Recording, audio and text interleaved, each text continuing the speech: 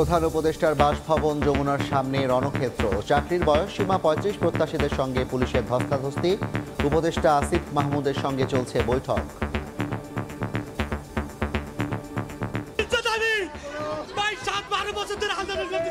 আমাদের উপরে পুলিশ হামলা করছে, লাঠিচার্জ করছে, টিয়ার শেল নিক্ষেপ করছে। আমরা তো ন্যায় দাবির জন্য আসছি, অন্যায় কোনো কিছুর জন্য আসি নাই। আমরা আজকে কেন আক্রমণ হচ্ছে? অনার্স মাস্টার্স কমপ্লিট করতে সময় লাগে 28 বছর। 2 বছরের মধ্যে কিভাবে সে একটা সরকারি চাকরি ম্যানেজ করবে? বয়সসীমার দাবি পর্যালোচনায় জনপ্রশাসনের কমিটি।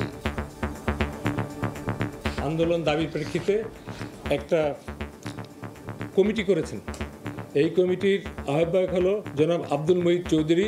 উইদিন 7 ওয়ার্কিং ডেজ এই কমিটি সরকারকে পরামর্শ দেবে। দেখছিলেন প্রধান শিরোনাম। সন্ধ্যার সময়ে সঙ্গে আছি আমি জাফর সাদিক। এবার অন্যান্য শীর্ষ সংবাদ।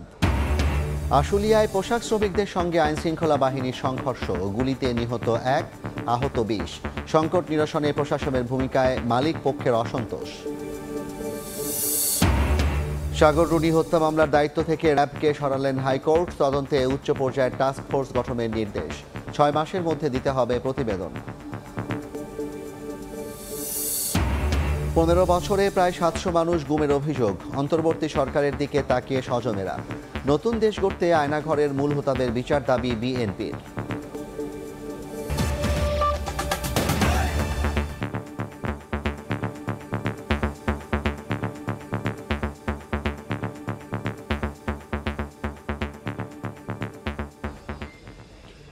সরকারি চাকরিতে আবেদনের বয়সসীমা 35 প্রত্যাশীদের বিক্ষোভ ঘিরে প্রধান উপদেষ্টার বাসভবনের সামনে রণক্ষেত্র।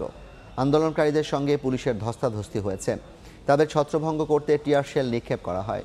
দুপুরে এ ঘটনার পর বিকেলে বয়সসীমা পর্যালোচনায় কমিটি গঠন করেছে জনপ্রশাসন মন্ত্রণালয়। 7 দিনের মধ্যে প্রতিবেদন দিতে বলা হয়েছে কমিটিকে।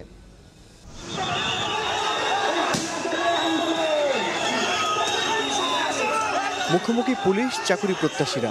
এক পর্যায়ে পুলিশের বাধায় ছত্রভঙ্গ হয়ে যান আন্দোলনকারীরা।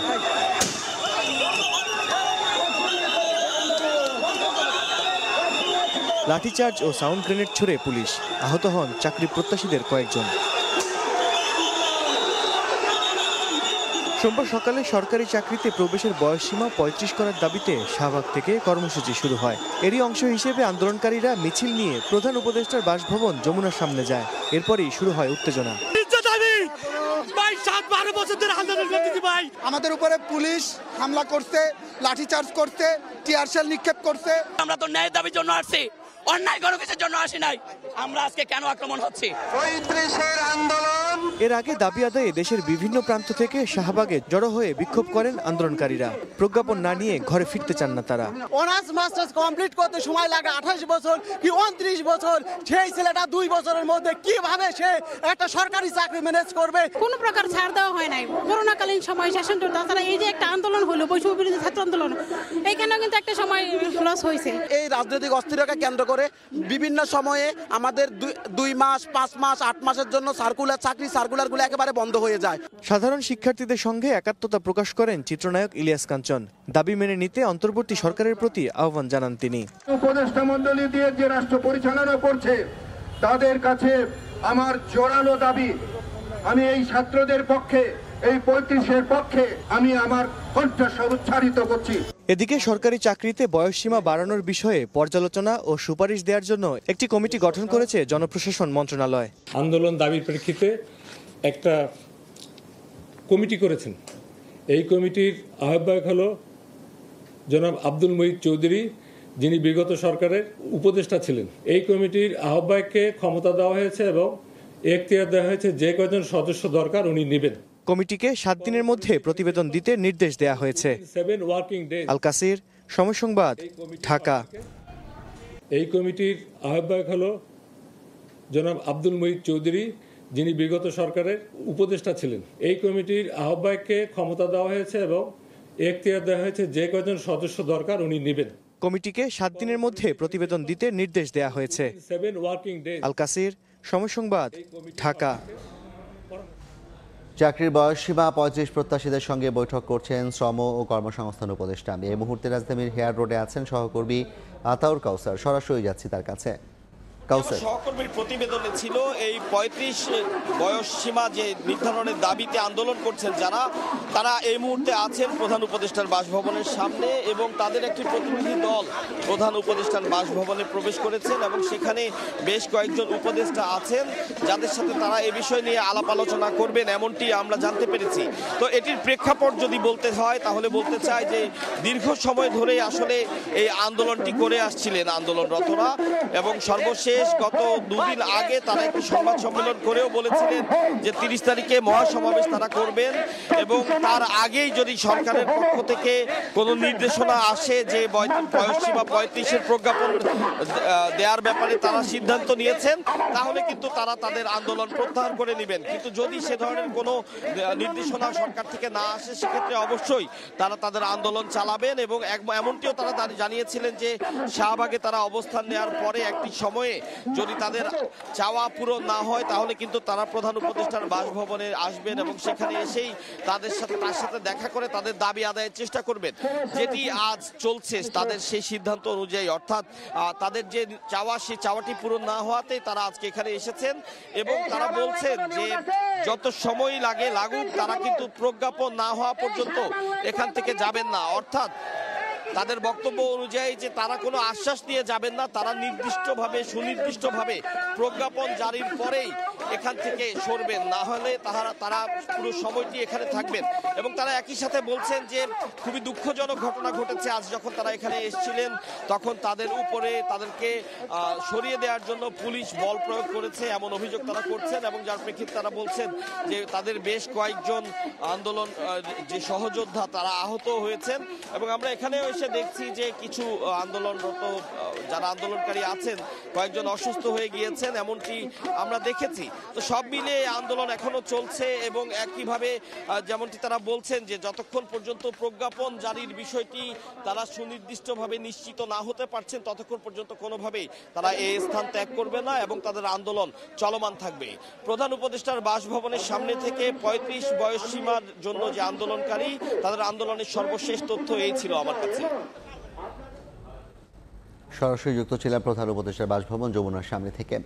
সাভারের আশুলিয়ায় পোশাক শ্রমিক ও আইন শৃঙ্খলা বাহিনীর মধ্যে ব্যাপক সংঘর্ষ হয়েছে। গুলিবিদ্ধ হয়ে মারা গেছেন একজন, আহত হয়েছেন অন্তত ২০ জন। বেশ কয়েকটি গাড়িও ভাঙচুর করা হয়।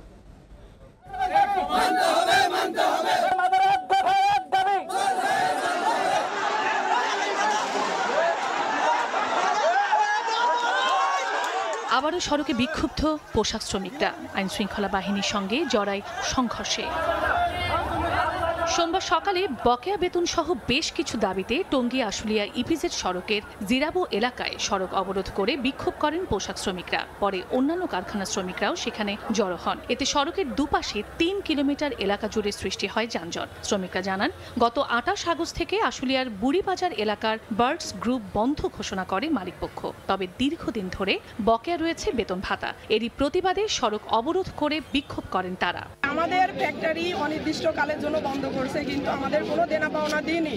আমরা কি অপরাধ করছি, কি দোষ আমাদের? মালিক তো ঠিকই চলতেছে, তার আরো ফ্যাক্টরি চালাচ্ছে, কিন্তু আমাদের দেনা পাওনাগুলো দিল না। মন্ডল গ্রুপ 3 দিন কাল বন্ধ, পোলাপানে পাওনা দাওনা দেয় না। এতে মনে করেন যে এক ভাই আর এক বোন নিখোঁজ হল। কালকে আমাদের বোনটারে বাইর করছে, বোনটার অবস্থা খুবই খারাপ। তারপরে এই স্থানীয় পোলাপান এসে আমাদের উপর হামলা করে। গানশট ইনজুরি পেশেন্ট এসেছে, একজন মৃত অবস্থায় কাউসার আহমেদ, আনুমানিক বয়স 26। যে দুজন পেশেন্ট ভর্তি হয়েছে দুজনের অবস্থায় আশঙ্কাজনক। একজন সরাসরি আইসিইউতে ভর্তি হয়েছে, আরেকজন তারা সার্জারি ডিপার্টমেন্টে আমাদের ভর্তি দিয়েছে। নিহত কাউসার হোসেন খান আশুলিয়ার জিরাপো এলাকার ম্যাঙ্গোটেক্স লিমিটেড কারখানার শ্রমিক। সময় সংবাদ, সাভার। সন্ধ্যার সময় আরও থাকছেন। পতেঙ্গায় তেলবাহী জাহাজে বিস্ফোরণ থেকে আগুন, ৩ জনের মৃত্যু, ক্ষতি হয়নি অয়েল ট্যাঙ্কারে, তদন্তে কমিটি গঠন।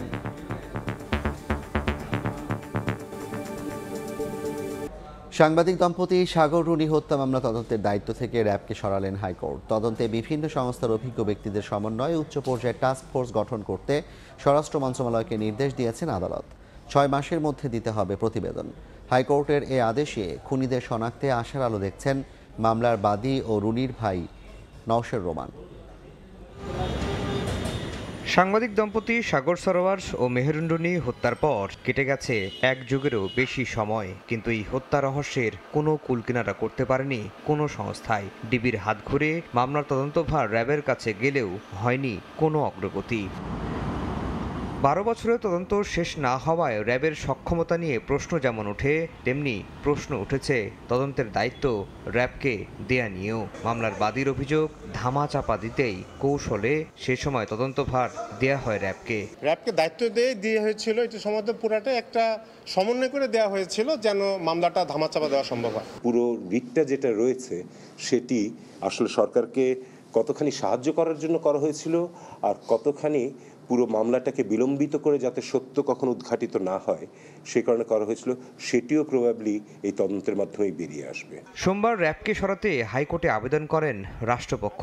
শুনানি শেষে র্যাবকে সরিয়ে বিভিন্ন সংস্থার অভিজ্ঞদের সমন্বয়ে উচ্চ ক্ষমতা সম্পন্ন টাস্কফোর্স গঠনের নির্দেশ দেন আদালত। স্বরাষ্ট্র মন্ত্রণালয় এখন একটি উচ্চ ক্ষমতা সম্পন্ন তদন্ত কমিটি তৈরি করে 6 মাসের মধ্যে রিপোর্ট জমা দেন এবং রিপোর্ট জমা দেওয়ার একটা টেন্টেটিভ ডেটও উনি দিয়ে দিয়েছেন 6 এপ্রিল 2025। এদিন হাইকোর্ট বলেছেন এতদিনেও বিচার না হওয়া বেদনাদায়ক। এখন আশার আলো দেখছেন মেহেরুন্ডনীর ভাই নওশের রোমান। তদন্তের নামে হয়রানি করা হতো বলেও অভিযোগ তার। ডিএনএ টেস্টের নামে যে নাটকটা আমরা দেখেছি, ইভেন মেঘের মুসলমানি করার ব্যাপারটাও র্যাব আসলে র্যাবের হস্তক্ষেপ তখন করত। কোর্ট বলেছেন এটা শুধু পরিবারের জন্যই দুঃখজনক নয়, 12 বছর ধরে একটি মামলার তদন্ত শেষ করা যায় না, এটি জাতির জন্যই দুঃখজনক, বিচার ব্যবস্থার জন্য এটি শকিং। 2012 সালের 11 ফেব্রুয়ারি রাজধানীর পশ্চিম রাজাবাজারের নিজ বাসা থেকে সাগর রুনির লাশ উদ্ধার করা হয়। সবশেষ তদন্তে বাসা থেকে অজ্ঞাত 2 ব্যক্তির ডিএনএ আলামত মিললেও শনাক্ত করা যায়নি খুনিদের। আফজাল হোসেন, সময় সংবাদ, ঢাকা। 15 বছরে গুম হয়েছেন প্রায় 700 মানুষ। নিখোঁজদের উদ্ধারে অন্তর্বর্তী সরকারের দিকে তাকিয়ে আছেন স্বজনেরা। উদ্ধারে তৎপর হতে প্রধান উপদেষ্টার প্রতি আহ্বান জানিয়েছেন বিএনপি নেতারা। আয়নাঘরের মূল হোতাদের বিচার ছাড়া নতুন দেশ গড়া সম্ভব নয় বলে মন্তব্য করেছেন বিএনপির স্থায়ী কমিটির সদস্য সালাউদ্দিন আহমেদ।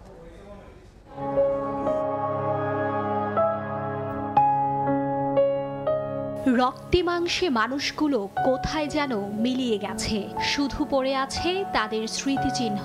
মানবাধিকার সংস্থা আইন ও সালিশ কেন্দ্রের তথ্য বলছে 2009 থেকে 23 সাল পর্যন্ত বিরোধী রাজনৈতিক কর্মী, সমর্থক, ব্যবসায়ী সহ বিভিন্ন পেশার 611 জন গুমের শিকার হয়েছেন।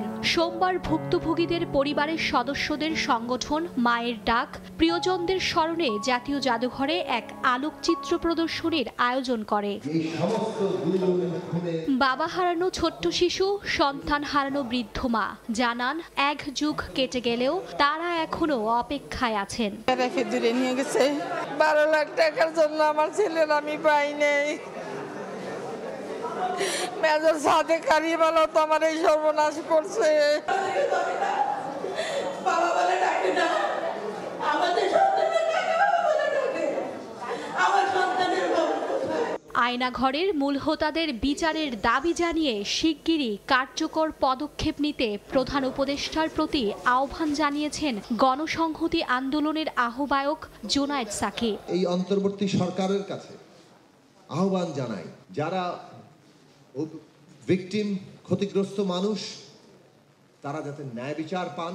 61 দিন গুম থাকার স্মৃতি তুলে ধরে বিএনপির স্থায়ী কমিটির সদস্য সালাউদ্দিন আহমেদ আয়নাঘরের সব বন্দীদের মুক্তি দিতে অন্তর্বর্তী সরকারের প্রতি দাবি জানিয়েছেন।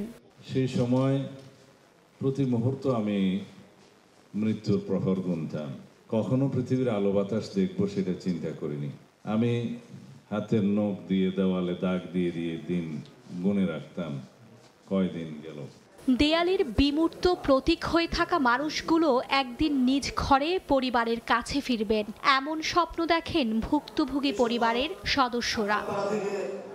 মার্জিয়া মুমু, সময় সংবাদ, ঢাকা। রাজনৈতিক দলগুলোর সঙ্গে সংলাপ শেষে রাষ্ট্র সংস্কারে গঠিত 6 কমিশন কাজ শুরু করবে বলে জানালেন প্রধান উপদেষ্টার প্রেস সচিব। বিকেলে ফরেন সার্ভিস একাডেমিতে ব্রিফিংয়ে তিনি বলেন, রাষ্ট্র মেরামত শেষে নির্বাচন কবে হবে সে সিদ্ধান্ত নেবেন জনগণ। আর 6টা কমিশনে যেটা বললেন, হ্যাঁ কালকে থেকে এটা শুরু করার কথা, কিন্তু যেটা হয়েছে যে একটা ডিসিশন এসছে যে তার আগে বাংলাদেশের যে পলিটিক্যাল পার্টিগুলোর সাথে আমাদের উপদেষ্টা পরিষদ আর এক দফা আলোচনা করতে চাচ্ছেন, আলোচনা করে ওনারা এই ইয়েটা চূড়ান্ত করবে। কমিশনগুলোর যে রিপোর্ট, তারপরে যে পলিটিক্যাল কনসালটেশন, তারপরে যেহেতু টাইমের বিষয়টা আসে যে ইলেকশনটা কবে হবে, এটা 16 মাস না 18 মাস না 12 মাস না 6 মাস, এটা আসলে ডিসাইড করবে বাংলাদেশের জনগণ। চট্টগ্রামের কর্ণফুলী নদীতে তেলবাহী জাহাজে ভয়াবহ বিস্ফোরণে মারা গেছেন 3 জন। ফায়ার সার্ভিস, নৌবাহিনী ও কোস্ট গার্ডের 2.5 ঘন্টার চেষ্টায় আগুন নিয়ন্ত্রণে আসে। কারণ অনুসন্ধানে 2টি তদন্ত কমিটি গঠন করেছে শিপিং কর্পোরেশন। কালো ধোঁয়ায় আচ্ছন্ন এলাকা, বিস্ফোরণে পুড়ে গেছে তেলবাহী জাহাজ বাংলার জ্যোতি। সোমবার সকালে 11,700 মেট্রিক টন অপরিশোধিত তেল নিয়ে পতেঙ্গার ডলফিন জেটিতে নোঙর করা ছিল তেলবাহী জাহাজ বাংলার জ্যোতি। হঠাৎ বিস্ফোরণে আগুন লাগে জাহাজটিতে। খবর পেয়ে ফায়ার সার্ভিসের 8টি ইউনিট আগুন নেভানোর কাজ শুরু করে। তাদের সঙ্গে যুক্ত হন বিমান, নৌ এবং কোস্টগার্ডের সদস্যরা। পাশাপাশি ছিল 2টি টাগবোটও। অবশেষে সম্মিলিত চেষ্টায় 2.5 ঘন্টার পর নিয়ন্ত্রণে আসে আগুন। ইনফরমেশন পেয়ে আমরা দেখতেছি এখানে এসে আগুন জ্বলছে, বাট কিভাবে লাগছে এটা আসলে বেসিক্যালি এখনই বলা সম্ভব না। একটা রশি এদিকে লাগানো ছিল, ওদিক যে রশিটা পুড়ে গেছে, পুড়ে যাওয়ার কারণে জাহাজটা ওদিকে চলে গেছে। বিস্ফোরণের ঘটনায় মারা গেছেন 1 জন, আরো 2 জন নিখোঁজ রয়েছে বলে জানিয়েছে পুলিশ। নিখোঁজ আমাদের ডেকেটে এখন পর্যন্ত 1 জন নিখোঁজ আছেন, আর ওয়ার্কশপে এখন পর্যন্ত 2 জন, বাট আমরা আরো হেড কাউন্ট করে জানতে পারবো। উদ্ধার কাজ আমাদের তো এখনো তো চলমান আছে। আমাদের ফায়ার সার্ভিস এবং নৌবাহিনী, বিমান বাহিনী, ফায়ার সার্ভিস এবং পুলিশের যৌথ কার্যক্রম। এ ঘটনায় 2টি তদন্ত কমিটি গঠন করার কথা জানায় শিপিং কর্পোরেশন।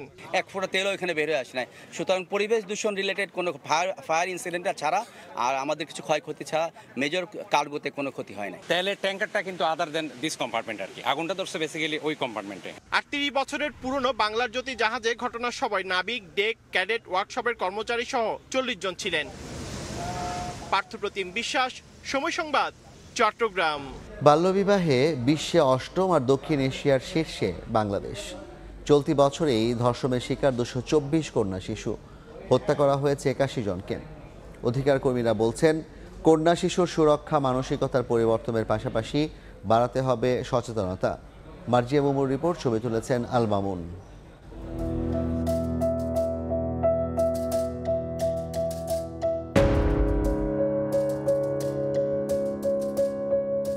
তৃতীয় শ্রেণীর ছোট্ট মারিয়ার স্বপ্ন পড়াশোনা শেষে শিক্ষক হবার। তবে বর্তমান সমাজ ব্যবস্থার পরিসংখ্যান বলছে মরিয়মের স্বপ্ন পূরণ না হওয়ার সংখ্যা প্রায় 50%। বাংলাদেশ পরিসংখ্যান ব্যুরো 2023-এর জরিপ বলছে 18 বছরের আগেই বিয়ের পিঁড়িতে বসতে হচ্ছে দেশের 41.6% কন্যা শিশুকে। বলে কি মানে পড়াশোনার করতেইব না, মানে বিয়ে দিয়ে দিমু। জাতিসংঘের শিশু বিষয়ক তহবিল ইউনিসেফের তথ্য বলছে বাল্যবিবাহে দক্ষিণ এশিয়ায় শীর্ষে বাংলাদেশ, বিশ্বে 8ম। এমন অবস্থাকে অশনি সংকেত মনে করে বিশ্লেষকরা বলছেন, বাল্যবিবাহ প্রতিরোধ ও কন্যা শিশুদের শিক্ষা ও স্বাস্থ্য সুরক্ষা নিশ্চিতে এগিয়ে আসতে হবে সমাজের প্রতিটি মানুষকে। ব্র্যাকের সাম্প্রতিক জরিপ অনুযায়ী বাল্যবিবাহে শীর্ষে পিরোজপুর জেলা। ওই জেলার 72.6% কন্যা শিশু বাল্যবিবাহের শিকার হন। কম বয়সে যে মেয়েদের বিয়ে হয়ে যাচ্ছে, সেই সংখ্যাটা কিন্তু আমরা কোনোভাবে কমাতে পারছি না। বিয়ে হয়ে যায় বলে স্কুল ড্রপ আউট হয়ে যায়। সহিংসতার থাবায় প্রতিনিয়ত নিভছে কন্যা শিশুদের প্রাণ প্রদীপ। জাতীয় কন্যা শিশু অ্যাডভোকেসি ফোরামের তথ্য বলছে, চলতি বছরের জানুয়ারি থেকে আগস্ট পর্যন্ত ধর্ষণের শিকার হয়েছে 224 কন্যা শিশু। মার্জিয়া মুমু, সময় সংবাদ, ঢাকা। এই ছিল সন্ধ্যার সময়। সঙ্গে থাকুন সময়।